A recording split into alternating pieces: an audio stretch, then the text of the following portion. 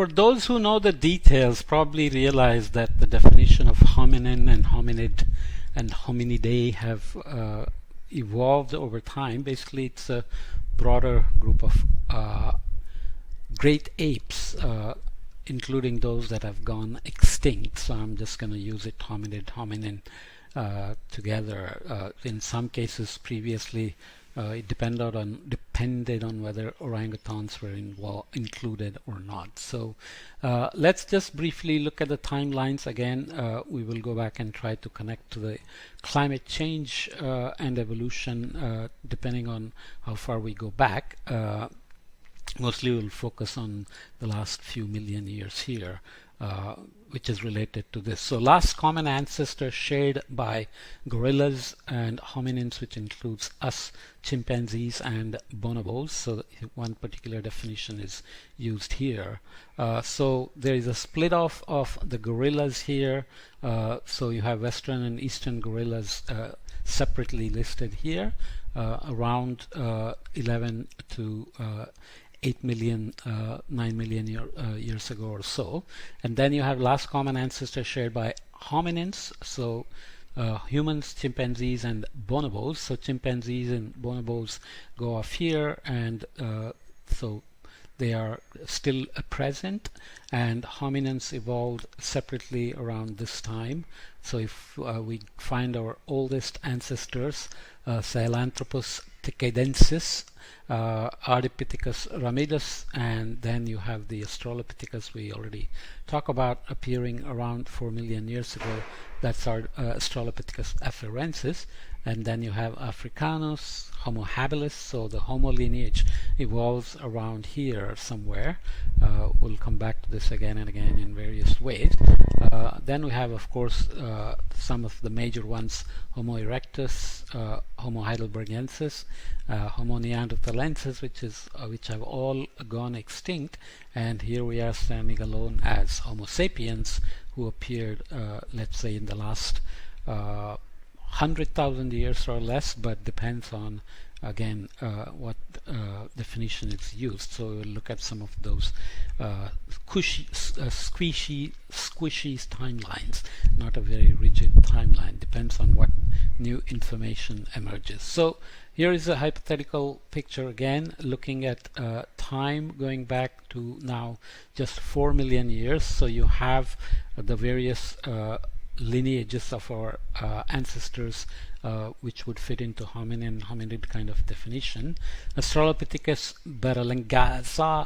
berlingazali, I can't even say it, afarensis that we looked at, arnamensis, Kenyanthropus. So these overlapped, different hominid species staying together over this period.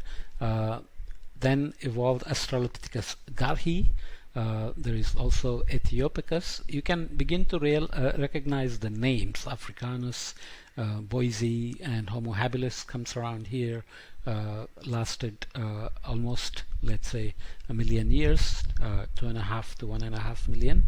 Rudolfensis, Australopithecus sediba here, still present, and Homo naledi, Homo erectus lasted for a while.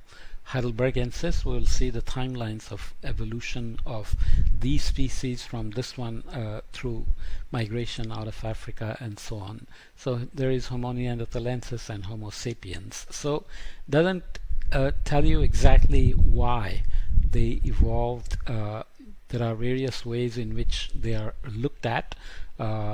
Geographical separation and then random mutations creating so-called allopatric speciation, for example, different species evolving by so-called genetic drift after they have been separated and not interbreeding anymore, and so on.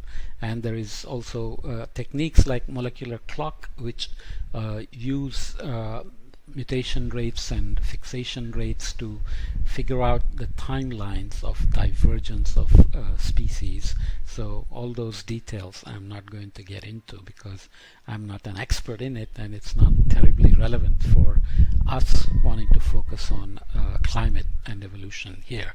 So another picture, locations of hominin fossil deposits. So going here 6.5 million years, looking at various places, Ethiopia, so you can recognize some of the names, Afarensis and Araminis, and Chad, Kenya, Tanzania, and South Africa. So going to the beginning here, Ardipithecus and Australopithecus migrating within Africa, but this is Western Africa, Central Western, these are Eastern Africa, so you can see quite a range there, and there is always a temptation to try to relate each of these things to climate, and anthropologists often don't agree with that approach, but nonetheless that's the approach we will take. So as you come closer over Ethiopia, you will get Australopithecus aethiopicus, which is obvious by the name, and you found Ethiopicus also in Kenya, so seems to be coming out of Afarensis. Then you have Boise, Gari, and Kenyanthropus here, Anamensis, Aurorin, Tugenensis.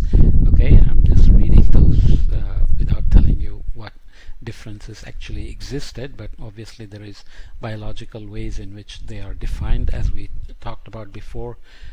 Jaw shape, cranial shape, facial morphologies, whatever information is available are used to define species. Australopithecus sediba and Australopithecus robustus here in South Africa. So that's the out of Africa story that's consistent. If we look at it in terms of timelines again, start again around 4 million years ago, start with Australopithecus and Kenyanthropus coexisting there. Australopithecus, various species, Homo lineage, first evidence of its evolution with habilis and rolfensis. Then Australopithecus coexists with various Homo species here, with new species of Homo erectus and ergaster evolving. Over time you have Naledi that has survived from about 2.5 million years ago to very close to more recently. This is like 200,000 years or so. Homo habilis disappeared, erectus lasted for a while. We've talked already about these things. Neanderthalensis here, Heidelbergensis.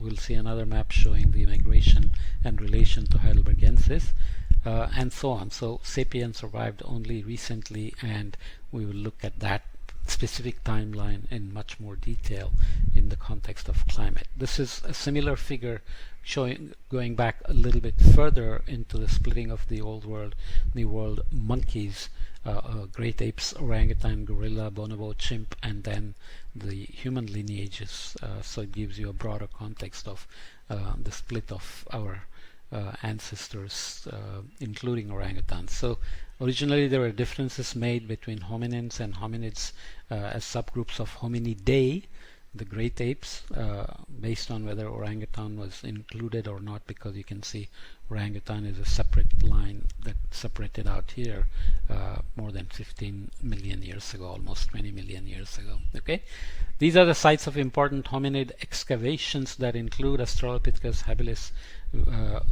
Homo habilis, Homo erectus, Homo sapiens, Neanderthalensis, Homo sapiens sapiens, and sites of other fossils not definitely classified. So the question is, at what point are there species that evolved independently, or are they all out of Africa? And at what point they would have migrated out if they are all originating from here?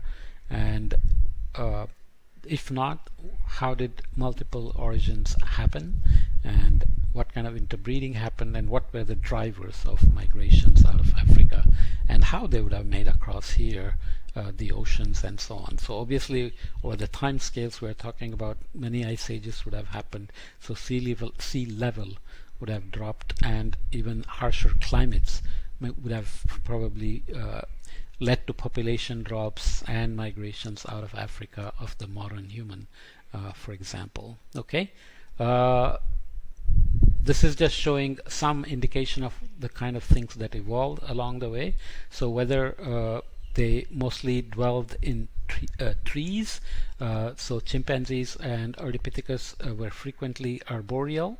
Australopithecus was arboreal sometimes. Homo erectus and humans obviously are very rarely arboreal. Teeth, you can see molars and canines. Canines disappeared at some point. We don't have canines, even though there is vestigial form of canine. Walking, obviously, our ancestors had quadrupedal. They still remain quadrupedal, but at some point we became bipedal with Ardipithecus, and this is best hypothesis we have is that this is related to climate change, specifically changes in El Nino, as we will see later on. And then we have remained bipedal, and the brain size, cranium size that we looked at before remains small for chimpanzees and gorillas that are still present. These went extinct, but they had a smaller cranial size as well. Homo erectus jumped and was good at building things, was the first tool man, and then we came out of that lineage, and we have now the largest cranium.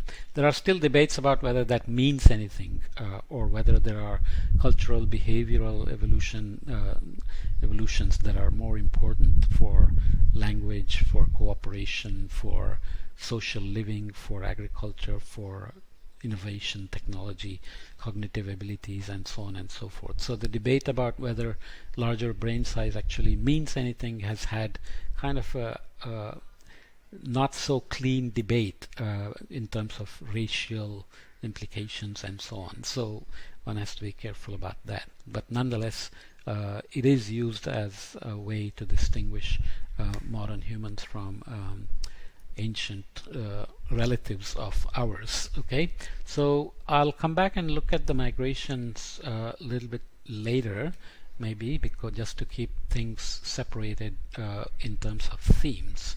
Okay, so let's do that in the next podcast.